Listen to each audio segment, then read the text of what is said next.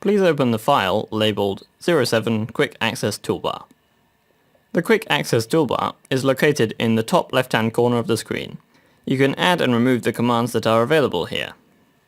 The Quick Access Toolbar has an advantage over the commands from the ribbon tabs because the commands here are always visible. A standard toolbar contains 3 icons: Save, Undo, and Redo. If you want to add more commands, click on the small arrow at the end of the toolbar on the right and select More Commands. This will display the Excel Options window and the Quick Access Toolbar tab. On the left-hand side, there is a long list of commands that we can add to the bar. Let's choose Filter, and using the Add button, move it to the set of commands available on the Quick Access Toolbar.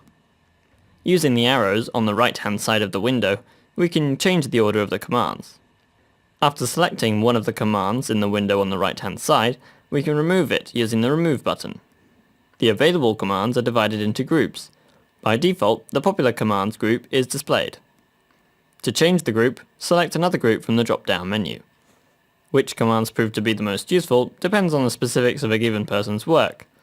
To gain some practice, let's add the Pivot Table command from the Insert tab. If you know the exact name of a command, you can find it in the All Commands group. The commands are arranged alphabetically. If you click any of them and press the letter W, for example, the list moves to the command starting with a W. Pressing it again or holding it allows you to move to the next commands with W. In the Macros group, you can find the macros available in the file or ones created by us. Move Macro 1 to the right. After adding the macro, using the Modify button at the bottom of the screen, you can change the text or icon of the command. For example, let's choose a pig. It isn't possible to do this for standard Excel commands. For commands available on the ribbon, there is a simpler way to add them to the bar. Right-click on them and select the first command from the menu that is displayed, called Add to Quick Access Toolbar.